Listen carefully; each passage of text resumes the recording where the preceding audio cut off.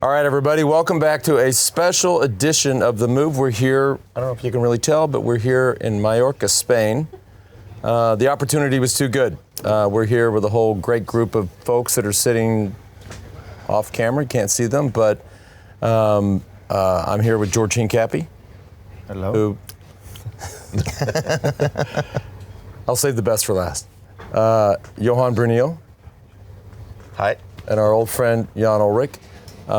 Just the opportunity too good not to, as we've done every year, I think, here while we've been in Mallorca, but to just really boil it down and just talk about some memories, which we've never really talked about. We've never talked about just some of those key moments in our rivalry and in the team's rivalries.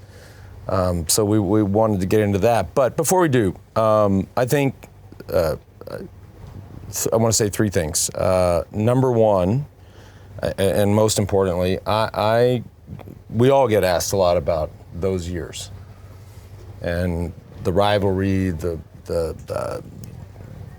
drama, the competition, the moments that everybody thinks of. But the single biggest question I get, especially the last few years, and I mean, there's nothing even close, is how is Jan? People ask me all the time, and if I mention you, they say, hey, first, immediately, how is John? But even if it's just an unsolicited question, folks just want to know how you are, and so I've given them a variety of responses over the years. But the last 2 years I've been so proud to just say, he's great, and so fun to do this. Number two and number three, real quick. My biggest memories of you was, of course, I won the World Championships in 1993. You won the Amateur World Championships in 1993. I was in that race with him. We were so young in this time. You were in the race with him. I was in the race with him. I think I was 8th place. Amateur World Champion. Yeah. And everybody started talking about this young kid, Jan Ullrich, and I said, well, yeah. And then my other memory was, of course, I was diagnosed in '96, and then I went to Cofidis. So I went to the Tour in 1997 as a guest of the team that I was technically on, although not really on. And I was on, Johan can tell you, I can't remember any of the names of any of these climbs for whatever reason. It's just my job was to train to get over them and then get over them. Yep. But it was one of these climbs, and you just absolutely destroyed the peloton. You were, I think, 21 years old, and I remember sitting there, and I didn't see myself as a winner of the Tour. Mm-hmm. But I remember thinking, well, that's it. Everybody should probably go race the classics or maybe, the Tour of Spain. I was like, this is it. This kid is going, it's over, And of course, we've seen that happen a lot in cycling. We saw that happen with Egan Bernal when he won at a very young age. He was sort of the first of these guys to win at a young age. We said it on the show. Well, everybody else better go find something else to do. Yeah. And so, but I will never forget being on that roadside on that mountain and watching you go by and just like, damn. Today's show brought to you by Zwift. Now, indoor cycling season may only just be back, but Zwift has been busy over the summer and there's never been a better time to get started riding indoors. Zwift's smart trainer, the Zwift Hub, is now better value than ever for only $599. Not only do you get a smart trainer with a pre-installed cassette of your choice for a no-fuss setup, but you also get 1 year of Zwift. Also, free shipping when you enter the code ZWIFTHUB at the checkout. That's ZWIFTHUB at checkout.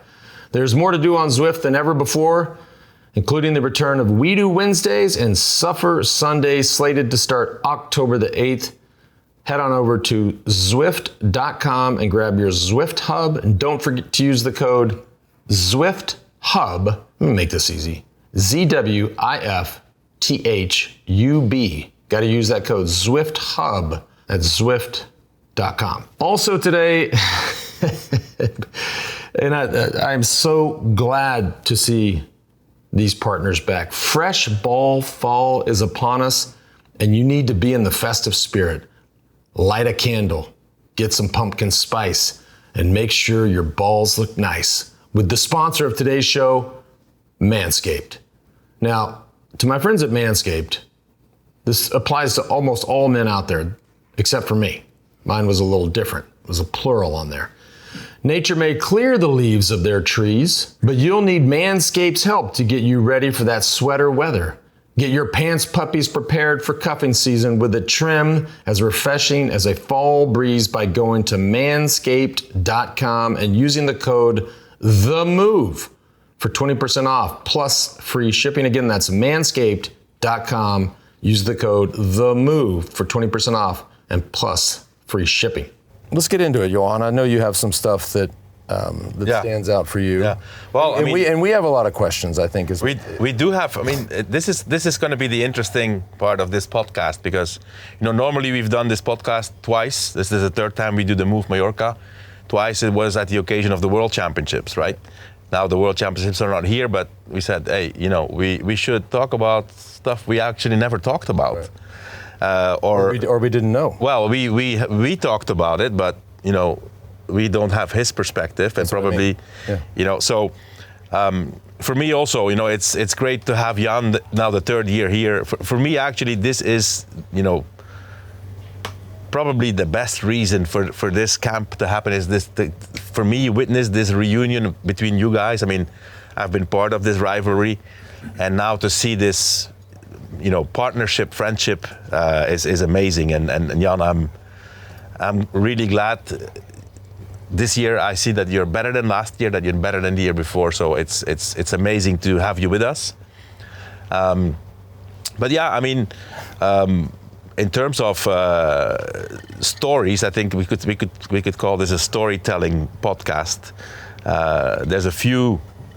Episodes during those years of the Tour de France that have stuck with us. But one of the things that I really wanted to talk about is this famous stage in the 2001 Tour de France to Alpe d'Huez. It's famously known as the stage with the look, which there's people called it the look. There has never been a look. Mm-hmm. It's just a rider who attacks and looks back where the other guys are, but. I can tell you my perspective. Yeah, I know. But so before Alpe d'Huez, we had this. It was a really hard stage, and I do remember, we had one the year before, 2 years before, right? And so our team was showing some weakness, and Lance and I talked, and we came up with a plan to say, okay, let's try to show some weakness and see if they buy it, right? And so. Unusually, Lance started to. I mean, there he showed that he should have been an actor actually, or he could be an actor. You've seen Dodgeball. Actually, yeah. But so, we come to the Col de la Madeleine, which was the first biggest climb, and then surprisingly, all of a sudden, Armstrong at the back, right? And so, pulling faces, suffering, and so. What we actually hoped would happen happened. T-Mobile Telecom went to the front, and good step from you. So,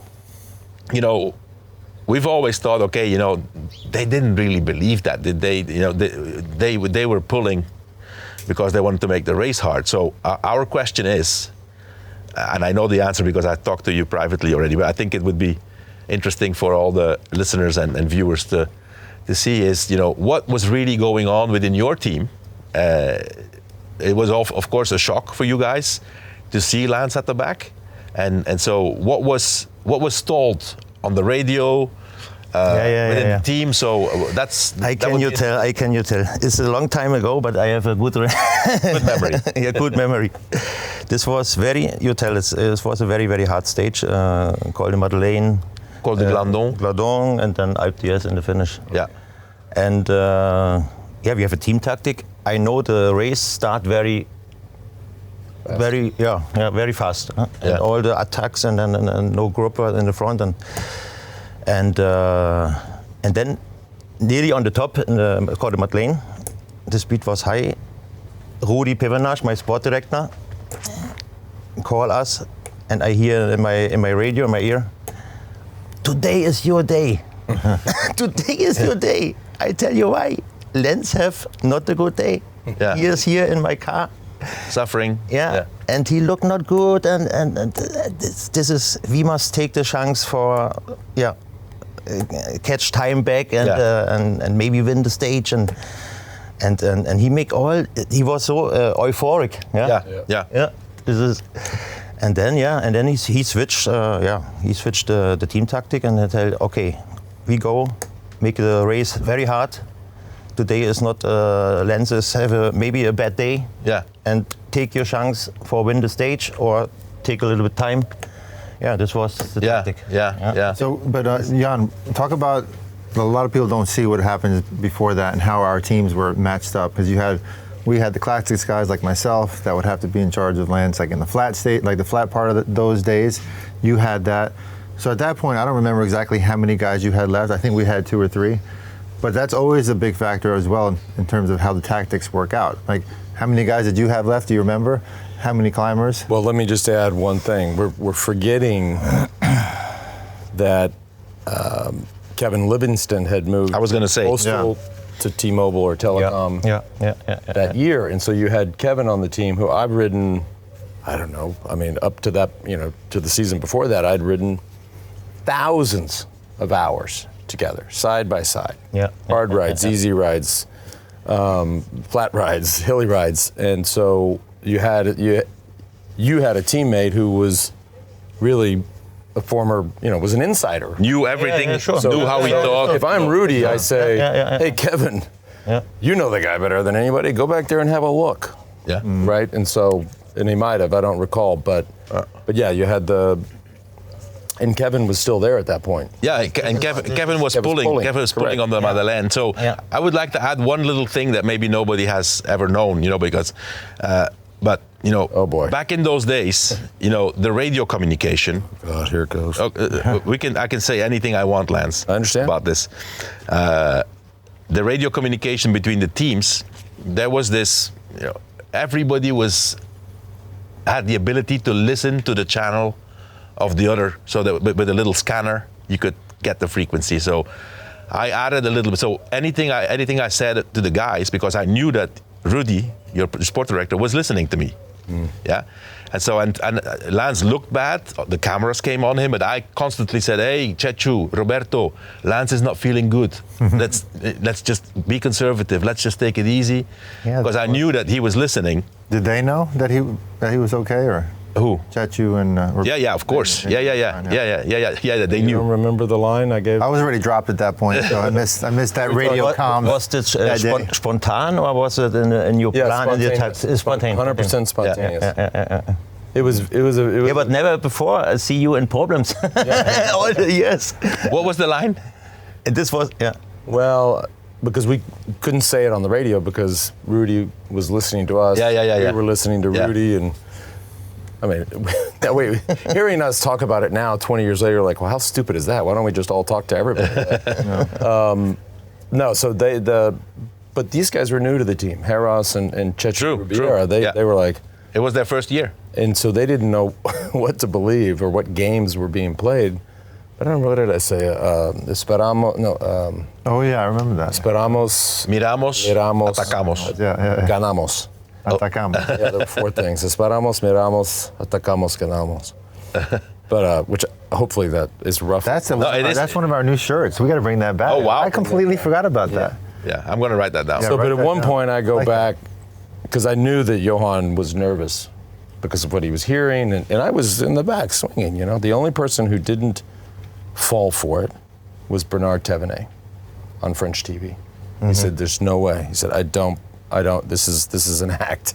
And so I go back to the car, and Johan says, "Is everything okay?" Not into the radio, but now we're like this. He says, "Everything okay?" I go, "Everything's okay." And he's like, "Okay, good. Well, let them keep going." And that's when I started to talk in the radio to Chechu and saying that you were not okay. Yeah, right. So it just. But Rudy Pivenage, he was so euphoric. Yeah. But how many meter or how many second you was back behind? No, I was in the car. You No, I was just once, in the back of the group. Yeah, I you were never, never. Okay. Yeah. But then talk about mentally how tough it must have been. You get to the bottom of the Alpe d'Huez, and you guys have been going hard, pulling, and all of a sudden Chechu and Roberto and Lance come by next, and you go, oh shit, this was just a speed was rope-a-dope the whole time. I mean, yeah. like that's tough mentally to recover from that for sure. Yeah. Well, I do remember that. Vividly remember the face of Rudy when he got out of the car at the finish. That was not. He was like boiling, because he did fall for it. And so, I mean, I think it's important to interesting for the people to know, because, some people said, we T-Mobile, they just wanted to make the race hard. They never believed it. I always thought that you guys did believe it. Well, you heard what Rudy was saying on the radios. Yeah. He said on the radios. Yeah. He said, "Go keep, LA." I mean, he's having a bad day. But at this point, you were so strong. All the years, the team was so strong. We must do something. Yeah. We must Right. try this. Right. We must. Yeah. This is the point. I feel me good. My team was strong, and then hey, why not? Yeah. Maybe it's maybe a little chance. Well, For you you're have right. a You're 100% right. Yeah. You have to try something. I mean, we see that even today. You have to, even in modern cycling, which we'll talk about at the end. But it's. But when you attack in Alpe d'Huez, I was shocked. And I know I'm fighting here for the second place. The first place is going Well, there. I think that mental blow is. I mean, it's at least as. I mean, you obviously you get to up the West, you're tired already, your legs hurt, but that mental blow, that's hard. Yeah. So let's talk about the look, because it the look. Yeah. It's been 20 years. defined as the look for 22 years. Yeah. And it's funny, of course, it looks like a look. Like from that, I think it was a Graham Watson photo that went around the world, but from his angle, we were on the right side of the road. You were all the way to the right. I was coming around you. Graham was to my left and a little in front. And so from that angle, it looks like I'm looking right at you. And Sure.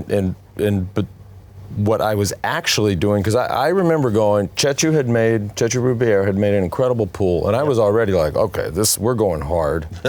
Now I have to go even harder. And when I went, I thought, okay, if this doesn't work, if I get in trouble, who's going to be the next person to come save me? So I was looking back going, and I saw Chechu, he was just there, and thinking, okay, he's there. If this lasts for 5 minutes or 1 minute, he can come help support me. So I was looking for my support. But the way the angle played out, it looked like I was looking right at you, which, anyways, it's not a bad thing. It's just it's probably worth clarifying. Yeah. It was not the look in my eyes. Never. Right. You're looking where, and this was a little group. Only I don't know was the other two riders in this group, but the speed was so high. Yeah. And you check the situation, and then you go. Yeah. And very early. That was the problem. It was more than 11 kilometers from the top. It was so early that There's you 21 switchbacks. I went after the first switchback. Yeah. So 2 questions. How far ahead did Lance finish that day? Do you remember? 2 minutes. 2 minutes ahead. And secondly, what we all see today in today's modern day cycling is the guy who wins is waiting for second place. Give him a high five, hug it up. I'm sure Lance waited for you, right, to give the high five. And is he there or no? Probably not. I know the answer to that question. But it's interesting. We talk about it all the time on our show now. It feels like it's so different. The guys are a lot younger. They're all friends. They're happy for each other. They're high-fiving at the finish line when one gets dropped. It's a different thing. Where you guys were a lot more stoic. Yeah. I mean, Johan was always this nice. He was always that friendly. But on the bike, he was like a robot. Like he'd be on the wheel and you'd be like, "Hey, Johan, how's it going?" He'd be like, "Hey, man, let's go. I'm here for one thing. I don't have time to chat." Where you see a lot more chatter these days, I feel like. Yeah, that's true. That's true. Yeah. Well, and then, for me personally, I mean, unless you guys have anything else that sticks out of the I mean, there's many moments, of course, but I would like to talk with both of you and you, George, as a teammate also. I think it's important to have your point of view. The 2003 Tour de France, which was was the 5th Tour de France, right? But so we came into the Tour knowing that it has not been Lance's best season. Jan was in great shape. But it was an interesting season with the coast. Yeah, sure. Yeah, you had changed teams. After a very bad year and new team. Right. Yeah. New team, new sponsor. But like we see a lot in cycling, you have But also no pressure. Yeah. Nobody in Germany, the journalists, the media in Germany was give me no pressure this year. Yeah. This was good for me for concentration, me for the training and all. Yeah. But I do remember that Tour de France. The first week, I don't remember anymore. But anyway, the first big appointment was the time trial towards, what was it called? Cap de Couvert. See, I can remember something. Wow, that's good. And that was one of the worst days ever on a bike, so I will remember that You name. put 1.5 minutes into Lance in the time trial, and you finished second in the time trial. And so I remember, a miracle. And I remember back then, we that ride home to the hotel was like, shit, how are we gonna do this? And then of course you have the doubts, and then of course we were still, we had a strong team and we were confident we could do it, but it was not as usual. So I had a lot of meetings with Lance the days after certain stages that we're still in yellow, but okay. And you called a little bit of time back here, and then you called a little bit time back in the Pyrenees on what's it called? Some seconds. I was so happy for 10 seconds. I went 10 seconds. Yeah, but so. What I would like to know is in your team, in your mind, and in your sport director's mind, this was okay. This is the year we can actually beat him. Yeah. And so. How did I remember you live that? Some days before the time trial was, I was not so good in the first week. I have little problems with my stomach and all. And the first stages it was, I think one from the first stages was the Alpe. And normal, I think, I was not so strong this day. I think, wow, today I become minimum 4 minutes. You give me 4 minutes. But this day was Mayo win this stage. And you lose also a little bit. Yeah. And then I think I was suffering. This year, he is not so strong than the years before. Yeah. And then come the time trial, and the time trial, you remember this was so hot. Super hot. It was nearly 40 the whole degrees tour Celsius. Yeah. And one plus point was, we meeting a little room with air condition. For the warm up. Yeah, for warm up, for preparing my time trial. Yeah. This was a good point. I think this was a point. I make a very only 15 minutes warm up, and then go to the start, and then I go. But you was not in the first step, in the first parts, more than the half parts. We was together nearly from the time, and you lose in the last part.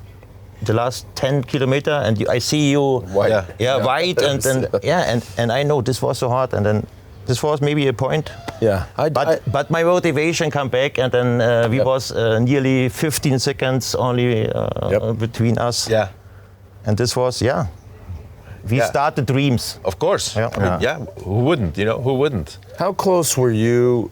Like that Johan and I are very close, but what you see now is also the way it was back then. Like we had a relationship in the race, but when we got back from the race, and we all know, you do massage, you have dinner, and then you make it to your room. Like we would sit in my room, because I had, we had 9 riders back then, so I had my own. We would sit in my room every night for at least an hour, and maybe more. But so I don't know what your relation was. It like that with Rudy, or was it was the same. Yeah, it seemed like that. Yeah. And this year was not so easy. We spoke over this with the sponsorship and all, and then the money. All the riders lose 20% of the right. Yeah, because you had to create. But this was we created in May a team or June.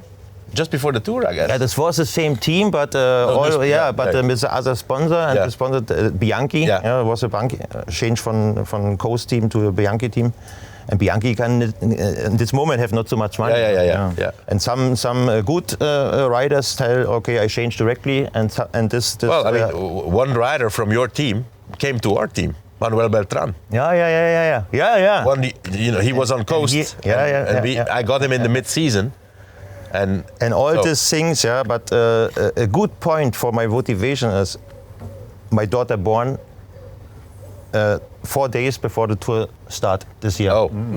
And every evening I sitting there, I look pictures, and I don't know, this time no videos on the phone possible. Right. But this bring me motivation, and then no pressure from Germany. This is also a big point. Yeah? You work with pressure maybe harder. I'm a completely different. I never had any pressure. The American media never pressured me to win the Tour de France. That is a very distinct difference between your life and my life. Yeah. The American media said, when is that thing again? Oh, it's in July. Okay, cool. Let us know. We'll start to watch in July. He's going to win again. Okay, cool. We'll write about it. Like, there was no pressure.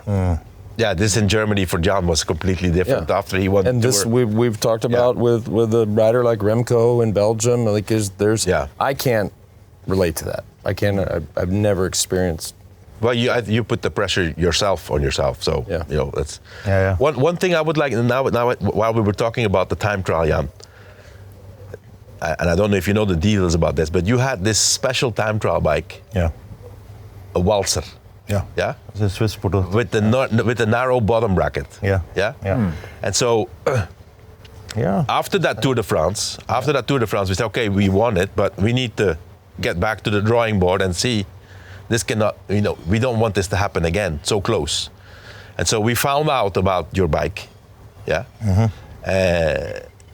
did you feel that bike was actually so much better in the time trial? Because we here you see, how the minds of an athlete work. And then they say, oh, yeah, you know what? Ullrich has this special bike. We need to check this, and we actually made our bike sponsor copy that at some point. I think this was a little bit heavier, but this time trial was not so much. It was hard, but not so big mountains. I thought it was very hard. Yeah, very hard. I remember. But for the aerodynamic, I have a plus point. Yeah, but so obviously you felt super confident on the bike, and that already on its own is in the time trial. Yeah. I remember for Lance it felt like a mountain stage because the last 10 kilometers he was so, I think, super dehydrated. Yeah. And he was like riding from one point to the other like this, like trying to make it. Those last 10 kilometers in the car that was a nightmare. That was so bad. Yeah. Well, it was like a 50-kilometer time trial, right? It was long. Yeah. It was long. Did you have water or not? You remember bringing no water? No, but we had water. We had feed zones. We had a feed zone in the time trial. But you take water on this. I see you all this. Imagine 100-degree weather and an hour and change time trial and not taking one sip of water. And wearing at the time an aero helmet that was not a helmet. It was just a fairing. Yeah. That had no ventilation, so you just basically putting a piece of plastic on your head. It's 100 degrees out. You're not hydrated. But I do remember, and you should know this, Jan, that I was thinking to myself, and this is how close that Johan and I were, but I thought, fuck it. I'm just going to stop. And as soon as I thought it, he comes over the radio and says, whatever you do, don't stop. And I said, Jesus Christ, just read my mind. I was like, I said to myself, I'm just going to stop. This is awful. And he said that, and I said, oh, God, I got to keep going now. Yeah, that was, for me, one of my favorite tours just because 99... Slow down. 99 was great, and we won. Nobody expected it. Then 2001, he won again, 2 again, and then 3 was like, he had so much confidence building up to that. And then we got there, he was dealing with some personal things, and all of a sudden you can see the confidence wasn't quite there, but the anticipation, the excitement, I feel like that year he rallied amongst his teammates more than ever. Like we were the ones pushing him. We were the ones saying you can do this. We're the ones saying we got you. Yeah. And I feel like people like myself were the most impactful. So just that year really stands out for me. The it was biggest, one of the most exciting.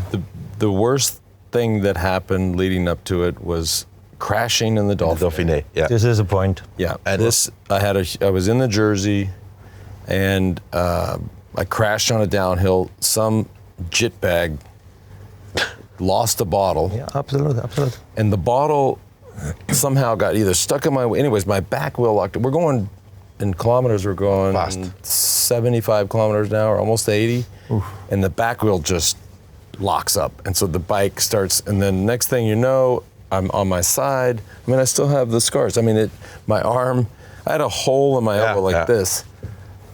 And you kept going. Well, you should have stopped racing there. So Iban Mayo was in second. I know. And I couldn't stand this guy. I said, I'm not quitting. Iban Mayo's not gonna win. So I stayed in the race. I mean, how stupid is that? Who cares? And you won? It's the Dauphiné. Nobody cares. And That is I a big stayed point. in the race. Yep. And I should have just said, okay, let him win. I mean, Iban Mayo was probably a really nice guy, but at the time, He's a very nice guy. Yeah, like I said, I mean, I'm an idiot, but at the time I said, he's not going to win. So I stayed in the race and just killed myself.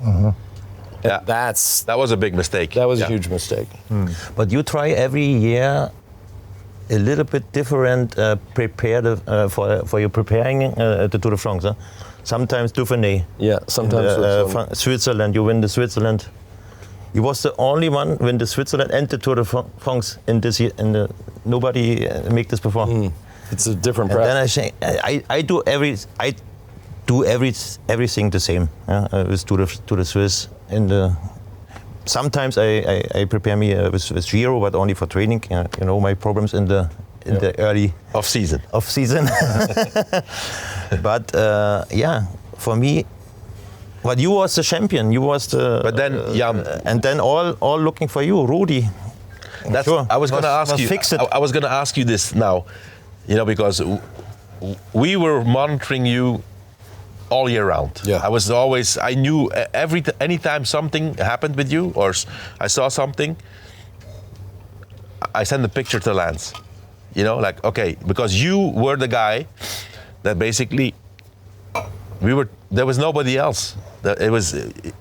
You were the only one that we thought that if something goes wrong, he can beat us, And so That's true. When you were in South Africa training, and I found out how you were, and already in January we knew how you were, Yeah. So in your case, was it the same? Like was Rudy also fixated on Lance and okay, he's doing this? He make not many mistakes. he come and then make a good race in the. In spring. In the spring. In the spring, and then I never have this up and down me, the same me. You was good in shape always. Maybe you lose. Maybe you must lose. I think 1 kilo. I think he have 1-2 kilo, but he have 3 months. And sure, was the same. But what was it like for you? You finished the tour, and then would you keep racing? Like, what was your from post-tour off season? Those years, what were the mistakes that you made? I think it'd be interesting for people to know. I think this was only for my head. The pressure. I cannot work with so much pressure in my head, and then I think I need a break. Decompress. Not for my body. Decompress. Not for my body or for my muscles. Also, I need a break for my head. Yeah.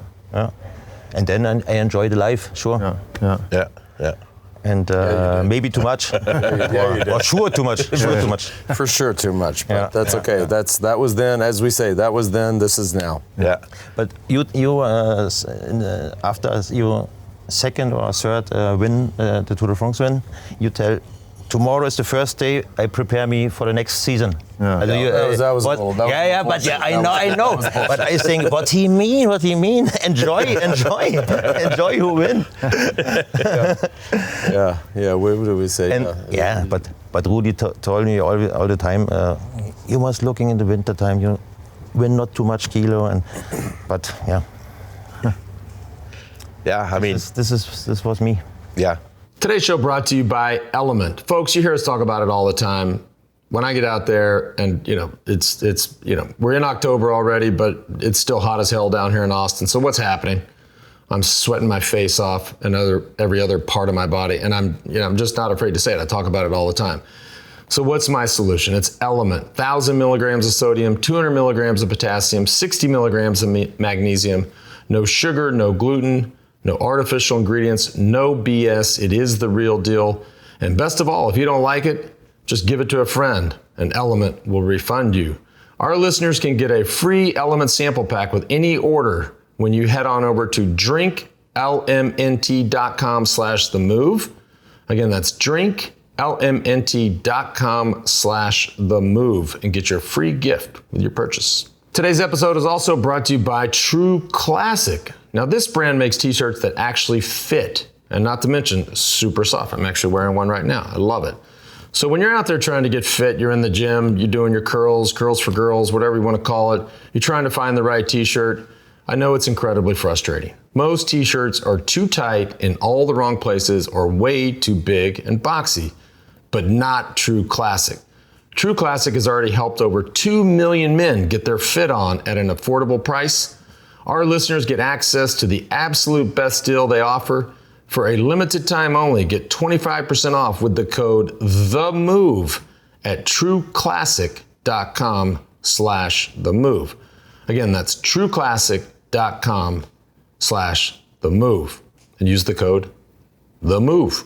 But anyway, that Tour de France, I have to say, that Tour de France, made me very, very nervous. Maybe I didn't always show it to Lance, but No, yeah, you didn't. But that made me super nervous because you were really strong, and you were already strong before the tour. I told you that yesterday. I told you, you did the Circuit de la Sarthe, and we were there also, and I saw you, and I said, shit, Ullrich looks strong. He looks fit. It's not the same guy as usual. So I already knew there that Lance needed to be on the top of his game, and it was. You've never seen a group of 200 guys studying each other's bodies like you have a professional peloton. They're like, yeah, it's the weirdest thing, but it's true. Yeah. But then we, of course, have to talk about, the Luz Ardiden, which that day. I was you attacked on the Tourmalet before, and went away. And I was on the limit. It was total. That was not that. If Alpe d'Huez 2001 was a show, Tourmalet 2003, I was dropped. Yeah. And I was like, okay, what am I going to do? I just have to ride my pace and hope I can stay close and play my chances on Luz Ardiden. So there, for example, did you believe that he was really dropped, or did you think he's doing the same thing again like in 2001? He gave me hope 1 day or 2 days before when I cut you in the Axel Tradomen. Yeah, Axel Tradomen. And I give you some second. Mm-hmm. Yeah, and this gives me motivation. I know, hey, he do this not for nothing. Yeah. I know. I remember now when you're telling this. I have little. I was listening to Rudy, and you were pulling, but you were not attacking. And then all of a sudden Lance came off, and then Rudy said, "Yeah, Jan, is weg. He's gone. He's dropped. So because you were strong, but you were just setting the pace. The situation. Vino was my friend, yes. Sure, but he was also nearly the podium, or he was on the podium, but only I think I have. After this 15 second behind you, and Vino 20 or 17, very very nearly. I say, oh, Vino, I must go to Vino minimum. Yeah. Mm-hmm. And I'm sure Lance follow me. Was he on T-Mobile also? Yeah, this year. Yeah. This year. You were not on T-Mobile. Exactly. Yeah. And then Rudy tell me, Lance have problems. Yeah, but then Luz Ardiden, of course, was the stage that kind of turned around. First of all, what really turned around was the weather. Yeah. before Hold on. the Pyrenees. You know, because if you're not in if you're not in the 100% shape and you do have some issues with the heat, and then the weather changed, and then we said, okay, you know, okay, this is our moment, you know. Go back to the Tourmalet stage though. He got dropped. I don't remember what happened. Yeah, Well, Luz Ardiden was. Is it they went Tourmalet then Luz? They're together, George. Okay. You know, Yeah. you know, on a map in the Pyrenees, they're, I know. I'm they're just saying very on the close. same stage. Well, you But I go know down. he did. That was a You stage come he- back in the descent. So yeah. Came back. Yeah. Oh, I wow. make a lot of Radio of speed. communication, Yeah, yeah. you go in the front. And, Yeah. Yeah. But yeah, in the Tourmalet, I think I must try. Yeah. For looking, only for looking. Yeah. Yeah, but then I'm looking. Yeah, he was only Not far. Yeah. 30 meter or I don't know. And then Yeah. I think, okay. It felt a lot farther. Yeah. So basically, But I think he played with me. I was dropped. That was not an act. Yeah. I was like, okay. So picture the descents for all of our the Move campers. The descents we did today, where we're just trying to take in our time. Like the descents in the tour, you're going as fast as you possibly can and taking as many risks as you can possibly imagine. Hugging the corners, the cliffs, and it's just like you're not even thinking about it because your job is for me to get back to them or for them to try to put more time onto the people they dropped. Just doing it now, I cannot ever imagine doing that. It's That it's so side, scary. that side of the About it. Tourmalet Yeah. is straight. Yeah. Like it's straight and Yeah. fast. I mean, you're going. People ask me all the time, you know, what's the fastest you've ever been on a bike? I mean, the fastest I've ever been is 75 miles an hour, 120 kilometers an hour. I mean, that side of the Tourmalet, you can easily go 100. over 100 Yeah. kilometers an hour, which is over 60 miles an And hour. that's not a good road. It's not a Like, smooth road. At this point in my life, if I was any downhill in the world, if I started going 60 miles an hour, Yeah. I would hit the brakes. There's just no reason. Like, what? Yeah. And we didn't even think absolutely. about it. We were just like, okay, cool. Let's. And Looking back, 60. Woo. was it already with a helmet then? No Now helmet. that we dropped the helmets as. Don't get me started. we dropped the helmets At the at the finish. bottom Yeah. of Luz Ardiden. Yeah. They had that helmet. Oh yeah, that's true. Yeah. Look, Yeah. But anyway, so you know that particular day, you know, the weather changed, and because you were 15 seconds down, Yeah. and we knew there was a time trial. a long time trial. Yeah, and we knew how much time we lost in the first time trial. So But I think that's important to put in context. I mean, now we see what was the total amount of this last July? The total amount of individual time trialing was 28K. 28K. Yeah. That year, we're talking about 2003. You had two 50-kilometer time trials, so you have 100 team time trial. Yeah. So I mean, there was so much more Yeah. time trialing. Yeah. And so we're thinking we've still got to get up Luz Ardiden, and then even if you stay where you are, you've already lost 90 seconds in the first Yeah. long time trial. This is over. It's over. Like if it stays the same, I'm not winning. Yeah. I'm not winning. But this is it. I know you attack early, but not so early. This was nearly 11 kilometers before the finish line. Yeah? You bring the huge attack. Yeah. And this I was, yeah, sure. Ivan Mayo follow you. I have a little 5 meter and I come back. Yeah. And That's the then day you crashed too, right? Yeah. Yeah. And then 500 or 400 meter later, you crash. Which they did the gentleman's agreement. He crashed and they all sat up and waited for him, which you don't see it very often. Yeah. Yeah. Yeah. Oh, you might see it now. Yeah. And Ivan Mayo crash over your bike or Yeah. I don't know, over your body, and I make this, and then in this millisecond, I know this. I wait a little bit. Yeah. I not brake, sure, but in this I had too much respect for you and for the leader jersey. And this is in my head. Yeah. Wait, and then when you come back, we're fighting again. We started fighting again. Yeah. Yeah. But for you was a strange situation. Yeah, it was very. Yes, it was. Yeah. Yeah. It was What do very you think? Oh, Jan is going, or Oh, I didn't. It was, you know. and then you have it was going in the warp next speed. situation with the pedal.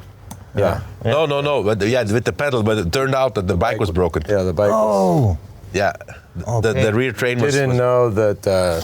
Everybody thinks there was another, not crash, but another incident.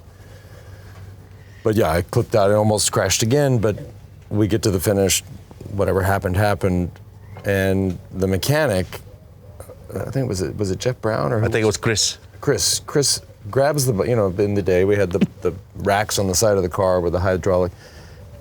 He puts the bike on the side of the car, which the bottom bracket, the crank, is at eye level.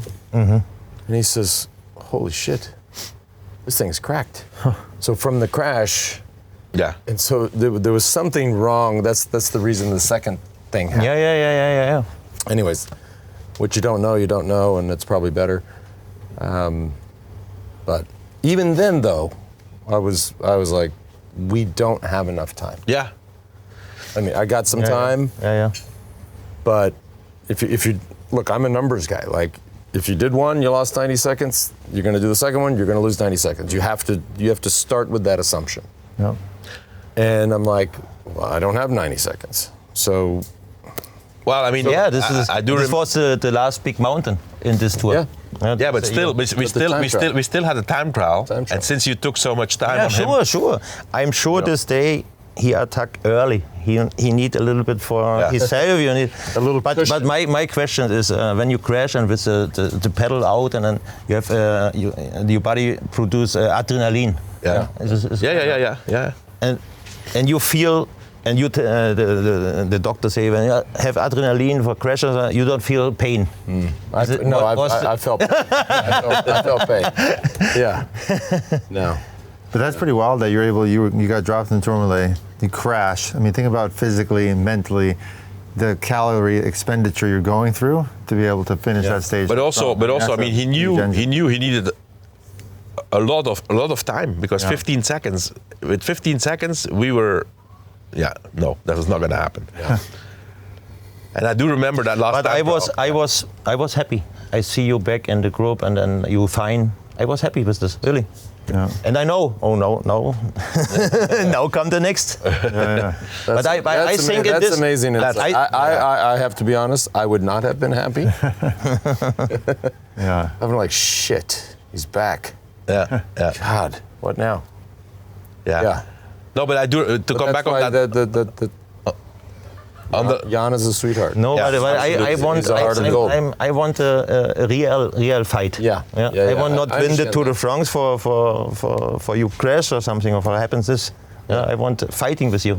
And I was in this moment. I was sure I can make the same speed. Well, also, Jan, you probably also you could also say, okay, if I stay at 15 seconds. I can take time in the time trial and can win the tour, right? Absolutely. The goal for this day was don't lose time. Yeah. Don't lose time. Yeah. No, but I do remember vividly that time trial, that last time trial. We were, although you took a little bit more, so you had like a minute or minute 10 or something. Yeah. But we were nervous for that time trial, and I remember for the first 6-7 kilometers. I had reeled people together, and I put somebody every kilometer, the first 6 or 7 kilometers, to know that he was on your speed. We didn't start with the intention of winning the time trial, just matching your speed. Yeah, sure. And I had because sometimes you have to wait for 10 kilometers to have the first split time. Yeah. And so the first 6-7 kilometers, every 1 kilometer, I had somebody who then radioed me, okay. Yeah. And I the first kilometer, you were 2 seconds behind. Oh. I thought it was more. No, and then after 6 or 7, you kind of were equal, and then unfortunately you crashed on a roundabout. I know this day I must go maximum risiko. This was a rainy day, completely rain and a little bit cold. Was not so good was the wind come from the back. It was fast. It was very fast, but you cannot. When you can make more, you can win more time when the wind comes. And the race is harder. Oh yeah. We were happy. I must go every risiko and We were happy there was tailwind, and we were happy that it was cool. What was the final result of the time? But I know in this moment. David Miller won the time trial. You remember one day before, I sprinting for the bonus second. I think I sprinting with the sprinter. You're faster than me. And then I take one bonus second. 1 second. One second. 1 second is nothing, but mentally, those are just that Little things, yeah. That's a, statistically or But physically, 1 second doesn't one matter, minute is but 1 minute. I do remember though. Now that you say this, because if you have a rival like you, and you're strong, and that actually, we're not sure about winning, even with a minute advantage before the time trial. But I do remember, because we were trying that Tour de France. Maybe I've never told this. I mean, definitely not during that Tour de France to Lance, but we were trying to find positive things in any little thing, little bits of hope. Yeah. Okay, you know what? Okay, it's not going, but we're gonna get back. And so I do remember when you sprinted for that second, my takeaway and my message to Lance was, hey, he's sprinting for a second, so he's not confident for the time trial. yeah. Yeah. Well, So and let's not forget also after Luz Ardiden, he was in the yellow jersey. We'd never see him. We'd only see him in the morning or sometimes at dinner. But he caught our bus, flagged us down, and he jumped in the bus. You were super excited because it was like a bit of confidence was back in his head. We were like, I got this, and it was a very exciting day for us. He stopped the bus, he jumped in and rode back with us. It was kind of I fun. didn't have a helicopter. Were you never with those guys in the bus? Weather was bad. No, because he always had Air Force One taking him back. Air Force One. Yeah. Wow.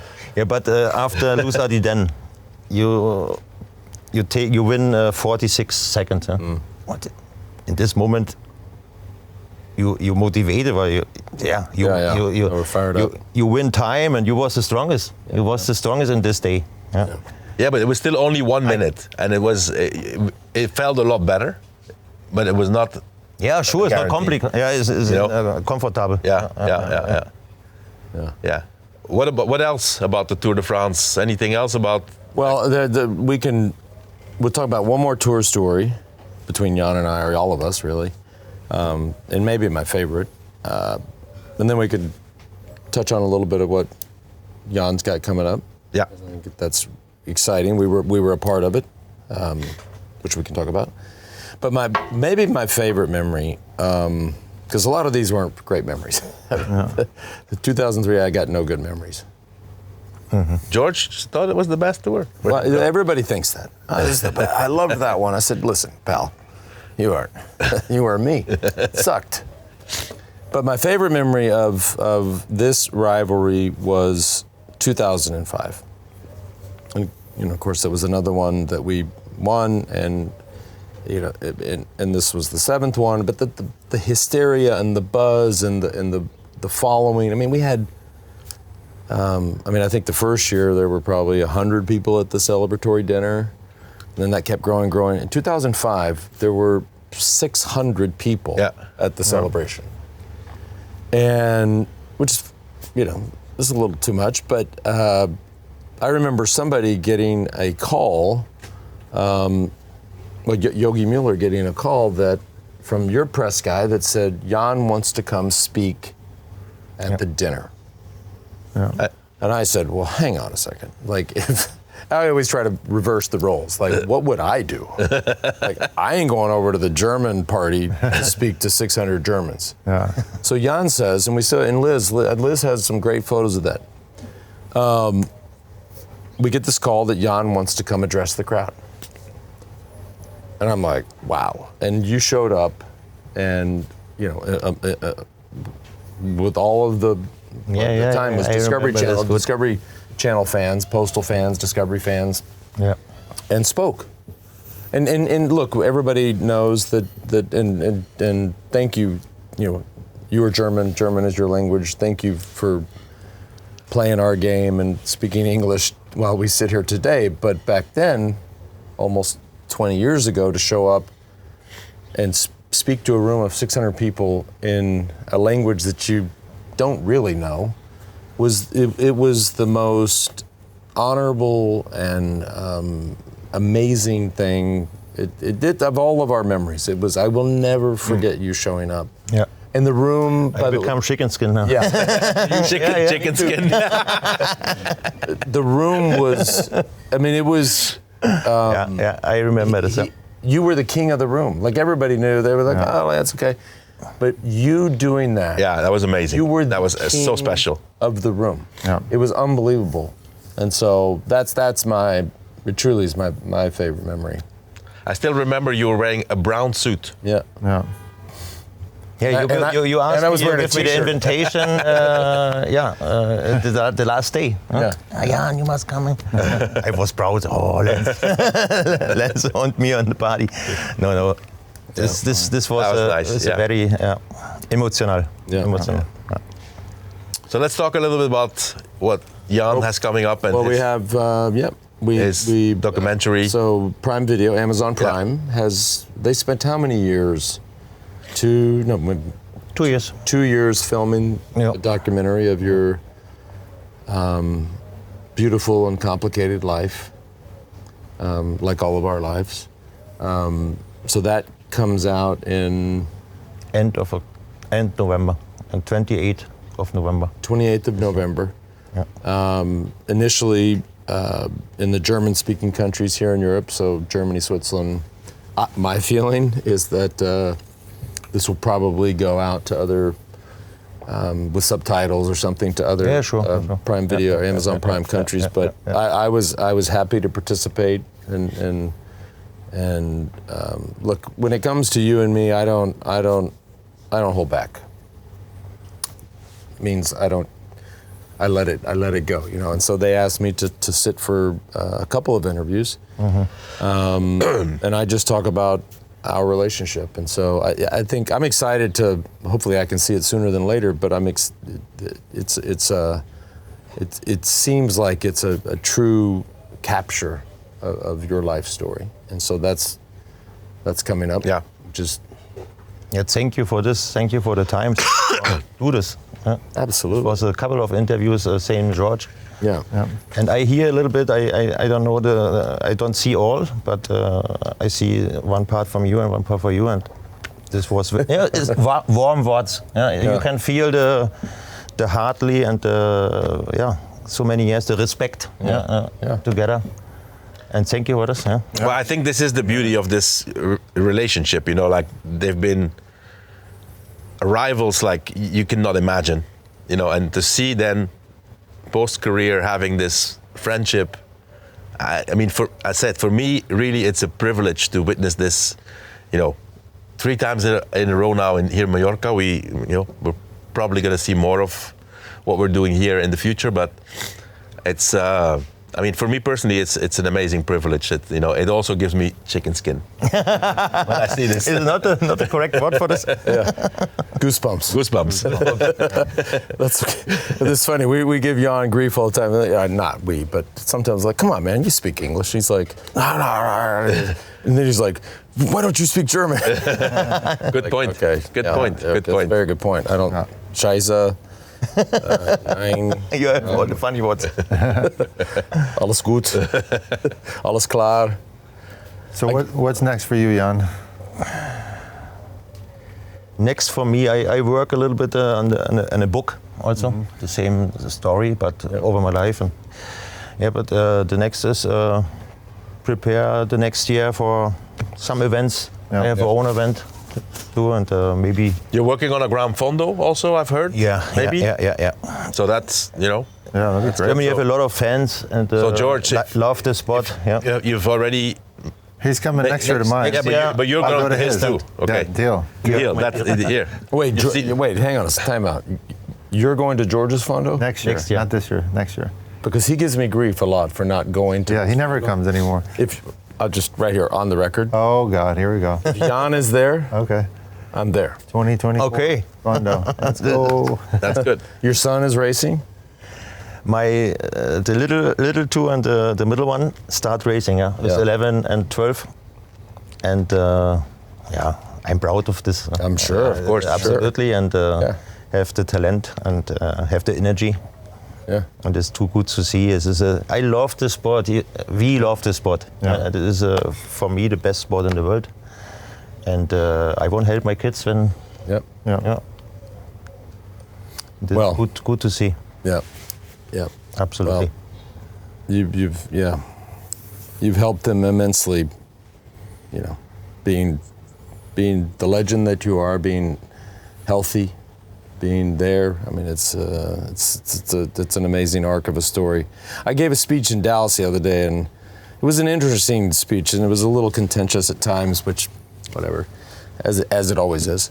But somebody was asking about, at the end they asked about, or maybe it came up that George and other guys on the team would talk to the other teams. I said, what the fuck are you doing? I said, don't talk to these guys.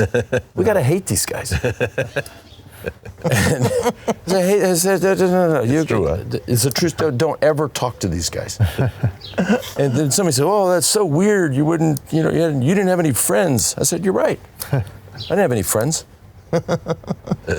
And I said, "But I had a lot of friends. George had a lot of friends. He was Mr. Popular, and before the race at the Village Depart, he was over there having coffees with other teams. The fuck is wrong with you?" Literally, I said, "Stop! Don't do this." Yeah, I think you guys actually banned that at one point. You're like, no more talking to anybody else. No more Village Depart. But somebody was like, "Oh, that's so weird." They said this from the audience. I said, "Okay, yeah, maybe." I said, "But," I said, "Here's the thing. My greatest rival." And sometimes this was like a financial conference, they don't know the whole story. I said, my greatest rival was a German guy. His name was Johan Ullrich. And we weren't not friends, but we were not friends. And I said, but this guy got me up every day. He worried me every day. He made me. And he's had, Jan has had difficult times in his life, and without boring them with the story or trying to tell them the full story, I said, but the second, that guy that didn't want to have any friends, the second that he needed me or I needed him, we were there. And that's the beauty of this friendship and this relationship. And so, but I mean it, like it was, and it does sound weird, like we were, Johan and I, whether it's like zooming in on pictures, like, damn, he looks ripped. Like what, who does that? But it made the whole story possible. Yeah, that's true. Absolutely. So, Right. Should we go have dinner? Yeah. Well, that's before we finish. We are doing this podcast at the occasion of the Move Mallorca camp. I think we should. It's great. It's an amazing time. Great group of people. Next year, we're definitely going to come back to Mallorca again at the end of the year. But before that, we're doing like a new formula, which we tested this year. It's the Move Strade Bianche at the end of March, the Move Tour of Flanders, and the Move Paris-Roubaix. Same formula, 3 days. Yeah. A ride with George, the Gran Fondo the day before, and then the VIP experience the day of the race. So stay tuned. Check that out on our webpage. And we got to have Liz find that photo as well from 2005. Oh yeah, absolutely, yeah. Good. Yeah. Thanks. John, thank you so much. You riding in your life and your career Paris-Roubaix one time or? Never. No, that's why I get to skip. Dangerous, huh? I get to skip that trip. You do it? No. No, it's too dangerous. Yeah. Yeah, I don't. I did do Tour of Flanders, but I would not know. This was George. This is George's. Yeah, but you did have the experience in the Tour de France of the cobbles. Yeah, those are like wet kisses. This is not the same, huh? The cobbles are the Tour same. de France is not the same. The rivals are not the same. But still hard. Yeah, they're not 5 stars. They're not. It's not the forest. We did 4 stars though. Yeah, but it's not like after 250 kilometers, it's not against the specialists. But it's at the Tour, but still stressful. All right. Yeah. Thank you. Thank you. Thank you. Love you. Thank you. Thank you. Thank you. And George. your motivation me for next year. But I see you. Yeah, George is every time. George is always shape. fit. And you this year, congratulations. Yeah, really. He couldn't drop me today, but last year and to maybe explain why you got. Yeah, tell the story. Fitter. I told the story all summer. No, he called me fat in April. He called me fat. Which I would never do to you. I would never say that. But this motivated you. It did. Yeah, it's good. All summer I said, okay, motherfucker. We say just about everything. He's very fit right now on the bike. So. But I said, wait till this guy shows up in July in Colorado. But you're fitter now than even in July. It's stable. I mean, I need to make another run at it, but yeah. But I, honestly, and you know this, the reason I wanted to get physically fit, but more importantly, I wanted to be mentally and emotionally fit, and to me they go hand in hand. Yeah. And so that was important. I mean, being and appearing or seeming physically fit is there. Yeah. But for me, it was more of a mental and emotional fitness that I was interested in. Yeah, sure. I know you are fine. Yeah. Very fine. All right. Thanks for tuning in, everybody. We'll see you when we see you.